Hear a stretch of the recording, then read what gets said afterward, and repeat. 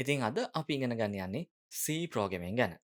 C programming ගැන කතා කරන්න කලින් අපි C ප්‍රෝග්‍රෑමින් කරන්න කෝඩ් එඩිටර් එකක් එහෙම නැත්නම් අපේ PC එකට කෝඩ් එඩිටර් එකක් ඉන්ස්ටෝල් කරගන්න වෙනවා. ඉතින් අපි මේ වීඩියෝ එකේදී බලමු කොහොමද අපේ PC එකට කෝඩ් එඩිටර් එකක් ඉන්ස්ටෝල් කරගන්නේ කියලා. ඉතින් මම මේ වීඩියෝ එකේදී කියන්න යන්නේ Windows PC එකට C ප්‍රෝග්‍රෑමින් කරන්න කෝඩ් එඩිටර් එකක් ඉන්ස්ටෝල් කරගන්නේ කොහොමද කියලා. Windows PC එකේදී නම් අපි C ප්‍රෝග්‍රෑමින් කරන්න සාමාන්‍යයෙන් පාවිච්චි කරන්නේ Codeblocks කියන කෝඩ් එඩිටර් එක. ඉතින් අපි ඒක ඩවුන්ලෝඩ් කරගන්න නම් ඔයගොල්ලන්ගේ වෙබ් බ්‍රවුසර් එක ඕපන් කරගෙන යන්න Google එකට. Google එකට ගිහිල්ලා Codeblocks කියලා මෙන්න මේ විදිහට සර්ච් එකක් දාගන්න. එතකොට ඔයගොල්ලන්ට මේ විදිහට රිසල්ට් කිහිපයක් එනවා බලා ගන්න පුළුවන්. මෙතනදී මේ පළවෙනියටම තියෙන ලින්ක් එක උඩ ක්ලික් කරගන්න codeblocks.org කියන ලින්ක් එක තියෙනවා. ඉතින් ඒක උඩ ක්ලික් කරගත්තට පස්සේ අපිට මෙන්න මේ විදිහට සයිට් එකකට යනවා අපිට බලා ගන්න පුළුවන්. සයිට් එකට ගියාට පස්සේ ඔයගලන්ට බලා ගන්න පුළුවන් මෙනු එකේ ඒ කියන්නේ වම් පැත්තට වෙන්න තියෙනවා ඩවුන්ලෝඩ් කියලා ඔප්ෂන් එකක්. ඉතින් මේ ඩවුන්ලෝඩ් කියන ඔප්ෂන් එක උඩ ක්ලික් කරගන්න. ඉතින් ඊට පස්සේ අපිට වෙබ් පේජ් එකක් ලෝඩ් වෙනවා බලා ගන්න පුළුවන්. ඉතින් එන්නේ වෙබ් පේජ් එකේ මෙන්න මේ විදිහට තියෙනවා download the binary release කියලා ඔප්ෂන් එකක්. ඉතින් ඒක උඩ ක්ලික් කරගන්න. ඒක උඩ ක්ලික් කරගත්තට පස්සේ අපිව තවත් වෙබ් පේජ් එකකට යනවා. ඉතින් මේ වෙබ් පේජ් එකේ අපිට බලා ගන්න පුළුවන් අපේ ඔපරේටින් සිස්ටම් එක අනුව අපිට කෝඩ් බ්ලොක් එක ඩවුන්ලෝඩ් කරගන්න ඔප්ෂන් කිහිපයක් දීලා තියෙනවා. ඉතින් අපි මේ වීඩියෝ එකේදී කතා කරන්නේ Windows PC එකට කෝඩ් බ්ලොක් කොහොමද ඉන්ස්ටෝල් කරගන්නේ කියලා නිසා අපි මෙතනදී මෙන්න මේ පළවෙනි ඔප්ෂන් එක එහෙම නැත්නම් Windows XP Vista කියලා තියෙන ඔප්ෂන් එක උඩ ක්ලික් කරගන්නවා. ඊට පස්සේ අපිට බලා ගන්න පුළුවන් අපිව තව වෙබ් පේජ් එකකට යනවා. ඒ වගේම මෙතනදී ඩවුන්ලෝඩ් ඔප්ෂන්ස් කිහිපයක් තියෙනවා බලා ගන්න පුළුවන්. මෙතනදී ඔයගොල්ලන්ගේ Windows operating system එක 64 bit operating system එකක් නම් ඕගලන්ට ඩවුන්ලෝඩ් කරගන්න අවශ්‍ය වෙන්නේ මෙන්න මේ Codeblocks 20.3 MinGW setup.exe කියන ෆයිල් එක. හැබැයි ඔයගලන්ගේ ඔපරේටින් සිස්ටම් එක 32 bit version එකක් නම් ඔයගලන්ට ඩවුන්ලෝඩ් කරගන්න අවශ්‍ය වෙන්නේ මෙන්න මේ Codeblocks 20.3 MinGW 32 bit setup.exe කියන ෆයිල් එක. මගේ ඔපරේටින් සිස්ටම් එක 64 bit ඔපරේටින් සිස්ටම් එකක් නිසා මම ඩවුන්ලෝඩ් කරගන්න යන්නේ මෙන්න මේ Codeblocks 20.3 MinGW setup.exe කියන ෆයිල් එක. මෙතනදී අපිට මේ setup එක ඩවුන්ලෝඩ් කරගන්න URL දෙකක් දීලා තියෙනවා. පළවෙනි URL එක තමා force hub එකෙන් දීලා තියෙන URL එක. දෙවෙනි URL එක තමා sourceforge එකෙන් දීලා තියෙන URL එක. මම මෙතනදී යන්නේ sourceforge එකෙන් ඩවුන්ලෝඩ් කරගන්න. ඔය ඔයගලන්ට කැමති නම් force hub එකෙන් ඩවුන්ලෝඩ් කරගන්නත් පුළුවන්. ඉතින් මම මේ විදියට sourceforge.net කියන ලින්ක් එක උඩ ක්ලික් කරගන්නවා. ඊට පස්සේ ඔයගලන්ට බලා ගන්න පුළුවන් අපි ඔය වෙනත් වෙබ්සයිට් එකකට යනවා. ඒ වගේම ටික වෙලාවක් ගියාට පස්සේ ඔටෝමැටිකලි අපේ Codeblocks කෝඩ් එඩිටර් එක ඩවුන්ලෝඩ් වෙනවා බලා ගන්න පුළුවන්.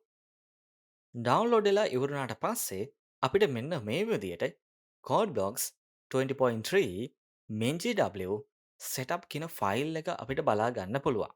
ඉතින් දැන් අපි යන්නේ මේ කෝඩ් එඩිටර් එක ඉන්ස්ටෝල් කරගන්න. ඒ නිසා මම මේ setup එක උඩ ඩබල් ක්ලික් කරගන්නවා. ඉතින් ටික වෙලාවක් ගියාට පස්සේ ඔයගලන්ට බලා ගන්න පුළුවන් මේ විදියට ඉන්ස්ටෝලර් එක ඕපන් වෙනවා. ඉතින් අපි මෙතනදී මුලින්ම next කියන බටන් එක උඩ ක්ලික් කරගන්න. ඊළඟට I agree කියන බටන් එක උඩ ක්ලික් කරගන්න. ඊළඟට ආයෙත් next කියන බටන් එක උඩ ක්ලික් කරගන්න. ඊළඟට install බටන් එක උඩ ක්ලික් කරගන්න. දැන් ඔයගලන්ට බලා ගන්න පුළුවන් අපේ කෝඩ් එඩිටර් එක ඉන්ස්ටෝල් වෙනවා. ඉන්ස්ටෝල් වෙලා ඉවරුණාට පස්සේ ඔයගලන්ට බලා ගන්න පුළුවන් do you want to run Codeblocks now කියලා pop-up window එකක් එනවා. මම මෙතනදී no කියන ඔප්ෂන් එක උඩ ක්ලික් කරගන්නවා. ඊළඟට next කියන බටන් එක උඩ ක්ලික් කරගන්නවා. ඊළඟට finish කියන බටන් එක උඩ ක්ලික් කරගන්නවා. ඉතින් ඔන්න ඔය විදියට අපිට පුළුවන් Codeblocks කෝඩ් එඩිටර් එක අපේ PC එකට ඉන්ස්ටෝල් කරගන්න. දැන් අපිට ගිහිල්ලා search bar එකේ search කරොත් Codeblocks කියලා ඔයගලන්ට මෙන්න මේ විදියට ඇප්ලිකේෂන් එක තියෙනවා බලා ගන්න පුළුවන්. ඉතින් මම මේ විදියට Codeblocks කියන ඇප්ලිකේෂන් එක උඩ ක්ලික් කරගන්නවා. ඉතින් ටික වෙලාවක් ගියාට පස්සේ ඔයගලන්ට බලා ගන්න පුළුවන් මෙන්න මේ විදියට අපේ Codeblocks කෝඩ් එඩිටර් එක ඕපන් වෙනවා. right.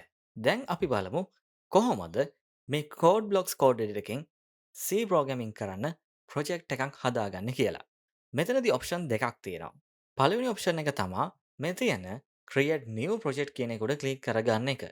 දෙවෙනි ඔප්ෂන් එක තමා ඔයගලන්ට බලා ගන්න පුළුවන් මෙනු බාර් එකේ ෆයිල් කියලා ඔප්ෂන් එකක් තියෙනවා. ඉතින් ඒක උඩ ක්ලික් කරගන්න. ඊළඟට නිව් කියන ඔප්ෂන් එක සිලෙක්ට් කරන්න. ඊළඟට මේ ප්‍රොජෙක්ට් කියන ඔප්ෂන් එක උඩ ක්ලික් කරගන්න. ඊට පස්සේ අපිට බලා ගන්න පුළුවන් මේ විදිහට පොඩි වින්ඩෝ එකක් ඕපන් වෙනවා. ඉතින් අපි මෙතනදී යන්නේ C ප්‍රෝග්‍රෑමින් කරන්න කන්සෝල් ඇප්ලිකේෂන් එකක් හදාගන්න. ඒ නිසා මෙතන තියෙන කන්සෝල් ඇප්ලිකේෂන් එක උඩ ක්ලික් කරගන්න. ඊළඟට go කියන බටන් එක උඩ ක්ලික් කරන්න. ඊළඟට මෙතනට ටික එකක් දාගන්න. ඊළඟට next බටන් එක උඩ ක්ලික් කරගන්න. ඊට පස්සේ අපිට බලා ගන්න පුළුවන් ඔයා මොන ප්‍රෝග්‍රෑමින් ලැන්ග්වේජ් එකෙන්ද ප්‍රෝග්‍රෑම් එක ලියන්න යන්නේ කියලා අහනවා. මෙතනදී ඔප්ෂන් දෙකක් තියෙනවා. එකක් තමයි C ප්‍රෝග්‍රෑමින් ලැන්ග්වේජ් එක. අනිත් එක තමයි C++ කියන ප්‍රෝග්‍රෑමින් ලැන්ග්වේජ් එක. අපි අද මේ වීඩියෝ එකේදී කතා කරන්න යන්නේ C ප්‍රෝග්‍රෑමින් වලින් ප්‍රොජෙක්ට් එකක් හදාගන්නේ කොහොමද කියලා නිසා C කියන ප්‍රෝග්‍රෑමින් ලැන්ග්වේජ් එක සිලෙක්ට් කරගන්නවා. ඊළඟට next බටන් එක උඩ ක්ලික් කරගන්නවා. ඊට පස්සේ අපිට මේ විදිහට වින්ඩෝ එකක් තියෙනවා බලා ගන්න පුළුවන්. මෙතනදී අපිට ප්‍රොජෙක්ට් නේම් එකක් දෙන්න තියෙනවා. ඒ වගේම අපේ ප්‍රොජෙක්ට් එක සේව් කරගන්න ලොකේෂන් එකක් සිලෙක්ට් කරගන්නත් තියෙනවා. මෙතනදී කියන විදිහට මෙන්න මේ ලොකේෂන් එකේ තමයි මගේ ප්‍රොජෙක්ට් එක සේව් වෙනවා කියන්නේ. ඉතින් මට දැන් අවශ්‍ය වෙනවා මේ ලොකේෂන් එක වෙනස් කරගන්න. ඉතින් අපි කොහොමද මේ ලොකේෂන් එක චේන්ජ් කරගන්නේ? ඒකට තියෙන චූටි වැඩයි මේ දකුණු පැත්තට වෙන චූටියට තියෙන බටන් එක උඩ ක්ලික් කරගන්න.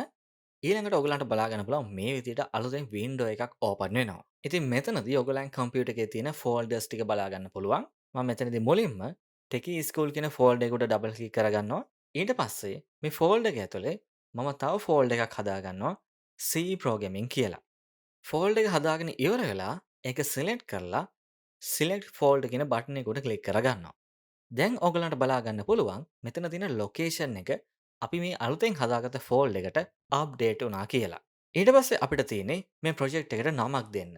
ඉතින් මම මේ වීඩියෝ එකේදී හදන්නේ hello world කියලා print කරන්න පුළුවන් විදිහේ සරල ප්‍රෝග්‍රෑම් එකක් හදලා ඔයගලන්ට ප්‍රොජෙක්ට් එකක් හදාගන්නේ කොහොමද කියලා පෙන්වන්න යන නිසා ඒ කියන්නේ මම මෙතනදී යන්නේ hello world කියලා print කරන්න නිසා ප්‍රොජෙක්ට් එකේ නමත් hello world කියලාම දෙනවා. ඊළඟට මේ next බටන් එක උඩ ක්ලික් කරගන්නවා. ඊට පස්සේ අපිට තියෙන්නේ කම්පයිල් එක සිලෙක්ට් කරන්න. ඉතින් ඔයගොල්ලෝ මේ දක්වා මම කියාගෙන ආපු විදියට හැම ස්ටෙප් එකම ෆලෝ කරා නම් ගොඩක් වෙලාවට මේ by default කම්පයිල් එක විදියට GNU GCC කම්පයිල් කියන එක සිලෙක්ට් වෙලා තියෙන්නේ. ඉතින් ඒක සිලෙක්ට් වෙලා නැත්නම් ඔයාට පුළුවන් මේ විදියට GNU GCC කම්පයිල් එක සිලෙක්ට් කරගන්න. ඊළඟට ෆිනිෂ් බටන් එක උඩ ක්ලික් කරගන්න. ඊට පස්සේ අපිට බලා ගන්න පුළුවන් මේ විදියට අපේ ප්‍රොජෙක්ට් එක ක්‍රියේට් වෙලා තියෙනවා. මේ තියෙන ප්‍රොජෙක්ට් මැනේජ්මන්ට් වින්ඩෝ එක. මේක ඇතුළේ තමයි අපේ ප්‍රොජෙක්ට් එකේ තියෙන හැම ෆයිල් එකක්ම අපිට බලා ගන්න පුළුවන් කමක් තියෙන්නේ. ඉතින් මම මේ විදියට මේ sources කියන ෆෝල්ඩර් එක ඉස්සරහා තියෙන ප්ලස් බටන් එක උඩ ක්ලික් කරගන්නවා. ඊට පස්සේ අපිට බලා ගන්න පුළුවන් main.c කියලා ෆයිල් එකක් ඒක ඇතුළේ තියෙනවා. ඉතින් මම ඒක උඩ ක්ලික් කරගන්නවා. ඊට පස්සේ අපිට බලා ගන්න පුළුවන් මේ විදියට පොඩි ප්‍රෝග්‍රෑම් එකක් අපේ කෝඩ් එඩිටර් එකෙන්ම ජෙනරේට් කරලා දීලා තියෙනවා. ඉතින් මේ ප්‍රෝග්‍රෑම් එක ඔයගලන්ට පේනවා ඇති අකුරු ටිකක් පොඩි වැඩි. ඒ නිසා අපි දැන් යමු කොහොමද මේ කෝඩ් එඩිටර් එකේ තියෙන ෆන්ට් සයිස් එක ලොකු කරගන්නේ කොහොමද කියලා බලන්න. ඉතින් මම ඒ සඳහා මුලින්ම මේ මෙනු බාර් එකේ තියෙන settings කියන ඔප්ෂන් එක උඩ ක්ලික් කරගන්නවා. ඊට පස්සේ editor කියන ඔප්ෂන් එක උඩ ක්ලික් කරගන්නවා. ඊට පස්සේ අපිට බලා ගන්න පුළුවන් මේ විදිහේ පොඩි වින්ඩෝ එකක් ඕපන් වෙනවා. ඊට පස්සේ එතනම ඔයගලන්ට බලා ගන්න පුළුවන් මේ විදිහට font this is a sample text ඒත් එක්කම දකුණු පැත්තට වෙන choose කියලා පොඩි බටන් එකක් තියෙනවා. ඉතින් මම ඒක උඩ ක්ලික් කරගන්නවා. ඊට පස්සේ font size එක 24 විදිහට මම සිලෙක්ට් කරගන්නවා. මම මේ අවස්ථාවේදී යන්නේ font size එක වෙනස් කරගන්න විතරයි. font එක change කරගන්න යන්නේ නැහැ. ඒ නිසා okay බටන් එක උඩ ක්ලික් කරගන්නවා. ඊළඟට ආයෙත් ඕකේ බටන් එක උඩ ක්ලික් කරගන්නවා. දැන් ඔයගලන්ට බලා ගන්න පුළුවන් ෆොන්ට් සයිස් එක ලොකු වෙලා තියෙනවා. ඉතින් අන්න ඒ විදිහට තමයි අපේ කෝඩ් බ්ලොක් එකේ ප්‍රෝග්‍රෑම් එකේ ෆොන්ට් සයිස් එක වෙනස් කරගන්නේ. රයිට්. දැන් අපි යන්නේ මේ ප්‍රොජෙක්ට් එක රන් කරගන්න. ඉතින් මුලින්ම මේ මෙනු බාර් එකේ තියෙන build කියන ඔප්ෂන් එක උඩ ක්ලික් කරගන්න. ඊට පස්සේ අපිට බලා ගන්න පුළුවන් ඔප්ෂන්ස් කිහිපයක් තියෙනවා. ඉතින් අපි මෙතනදී සාමාන්‍යයෙන් ප්‍රොජෙක්ට් එකක් රන් කරන්න කලින් අපිට මේ ප්‍රොජෙක්ට් එක බිල්ඩ් කරගන්න අවශ්‍ය වෙනවා. මොකක්ද මේ ප්‍රොජෙක්ට් එකක් බිල්ඩ් කරගන්නවා කියලා කියන්නේ? ඉතින් ඔයගලන්ට පේනවා මේ ප්‍රෝග්‍රෑම් එක ලියලා තියෙන්නේ අපිට තේරුම් ගන්න පුළුවන් භාෂාවකින්. එහෙම නැත්නම් ඉංග්‍රීසි වලින් තමයි මේක ලියලා තියෙන්නේ. හැබැයි කම්පියුටර් එකකට එහෙම නැත්නම් පරිගණකයකට මේ භාෂාව තේරුම් ගන්න බෑ. පරිගණකයට තේරුම් ගන්න පුළුවන් 0 1 කියන නම්බර්ස් විතරයි.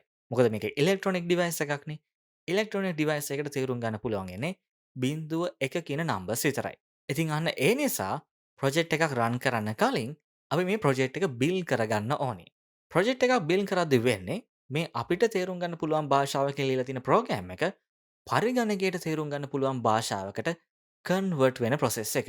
ඒ කියන්නේ මේ විදිහට අපිට තේරුම් ගන්න පුළුවන් භාෂාවෙන් ලියලා තියෙන ප්‍රෝග්‍රෑම් එක පරිගණකයට තේරුම් ගන්න පුළුවන් විදිහට. එහෙම නැත්නම් 01 ෆෝමැට් එකට කන්වර්ට් කරන එක තමයි බිල්ඩ් ප්‍රොජෙක්ට් එකේදී සිද්ධ වෙන්නේ. ඉතින් ඔයගලන්ට පැහැදිලි වෙනවා ඇති මේ ප්‍රොජෙක්ට් එකක් බිල්ඩ් නොකර අපිට ප්‍රොජෙක්ට් එකක් රන් කරන්න බෑ කියලා. මොකද මේ භාෂාව පරිගණකයට තේරුම් ගන්න බෑ. ඒ නිසා අපි මුලින්ම පරිගණකයට තේරුම් ගන්න පුළුවන් භාෂාවකට මේ ප්‍රෝග්‍රෑම් එක කන්වර්ට් කරන්න ඕනේ. ඒ නිසා තමයි අපි මුලින්ම ප්‍රොජෙක්ට් එක රන් කරන්න කලින් ඒ ප්‍රොජෙක්ට් එක බිල්ඩ් කරන්නේ. ඒ නිසා මම මේ විදිහට බිල්ඩ් කියන ඔප්ෂන් එක උඩ ක්ලික් කරගන්නවා. ඊට පස්සේ චුට්ට වෙලාවක් යද්දි මේ ප්‍රොජෙක්ට් එක බිල්ඩ් වෙනවා. මොකද මේ අපේ ප්‍රෝග්‍රෑම් එක චූටි ප්‍රෝග්‍රෑම් එකක් නිසා. ඉතින් මේ විදිහට ප්‍රොජෙක්ට් එක බිල්ඩ් කරගත්තට පස්සේ මං ආයේ මෙනු බාර් එකේ තියෙන බිල්ඩ් කියන ඔප්ෂන් එක උඩ ක්ලික් කරගන්නවා. ඊට පස්සේ මෙන්න මේ රන් කියන ඔප්ෂන් එක උඩ ක්ලික් කරගන්නවා. ඉතින් දැන් ඕගලන්ට බලා ගන්න පුළුවන් ටර්මිනල් එකේ hello world කියලා print වෙලා තියෙනවා. ඒ වගේම තමයි තව ලේසි ක්‍රමයක් තියෙනවා මේ ප්‍රොජෙක්ට් එක රන් කරගන්න. ඉතින් මං ආයෙත් මෙනු බාර් එකේ තියෙන build කියන ඔප්ෂන් එක උඩ ක්ලික් කරගන්නවා. ඊට පස්සේ ඔයගලන්ට බලා ගන්න පුළුවන් මෙතන තවත් ඔප්ෂන් එකක් තියෙනවා build and run කියලා. මේ ඔප්ෂන් එකේදී වෙන්නේ අපි අර කලින් කරපු process දෙකම එකපාර කරන එක. ඒ කියන්නේ මේ ඔප්ෂන් එක සිලෙක්ට් කරොත් මුලින්ම එයා ප්‍රොජෙක්ට් එක බිල්ඩ් කරනවා. ඊට පස්සේ ඒ ප්‍රොජෙක්ට් එක රන් කරනවා. ඒ process දෙකම එයා ඔටෝමැටිකලි සිද්ධ කරනවා. අපිට කලින් වගේ වෙන වෙනම මුලින්ම බිල්ඩ් කරලා ඊට පස්සේ ඒක රන් කරන්න අවශ්‍ය නැහැ. මේක ක්ලික් කරාට පස්සේ ප්‍රොජෙක්ට් එක බිල්ඩ් වෙලා ඔටෝමැටිකලි ප්‍රොජෙක්ට් එක රන් වෙනවා. ඒ නිසා මම මේක ක්ලික් කරගන්නවා. ඉතින් දැන් ඕගලන්ට බලා ගන්න පුළුවන් කලින් වගේම ප්‍රොජෙක්ට් එක රන් වෙලා hello world කියලා print වෙලා තියෙනවා. ඉතින් මෙතන තියෙන වෙනස තමයි කලින් ස්ටෙප් දෙකක් කරා. ඒ කියන්නේ මුලින්ම ප්‍රොජෙක්ට් එක බිල්ඩ් කරා. ඊට පස්සේ අපේ ප්‍රොජෙක්ට් එක රන් කරාට පස්සේ තමයි අපේ අවුට්පුට් එක ආවේ. හැබැයි build and run කියන ඔප්ෂන් එක උඩ ක්ලික් කරගත්තට පස්සේ මුලින්ම ප්‍රොජෙක්ට් එක ඔටෝමැටිකලි බිල්ඩ් වෙලා ඊට පස්සේ ප්‍රොජෙක්ට් එක රන් වෙනවා බලා ගන්න පුළුවන්. ඒ කියන්නේ අපිට එක ක්ලික් එකකින් මේ වැඩේ කරගන්න පුළුවන් build and run කියන ඔප්ෂන් එක උඩ ක්ලික් කරගත්තොත්. right. ඔන්න ඔය විදිහට තමයි Codeblocks code editor එකේ ප්‍රොජෙක්ට් එකක් හදලා ඒ ප්‍රොජෙක්ට් එක රන් කරගන්නේ. ඉතින් අපි ඊළඟ වීඩියෝ එකේදීලා බලමු මේ ප්‍රෝග්‍රෑම් එකේ තියෙන්නේ මොනවද කියලා සවිස්තරාත්මකව.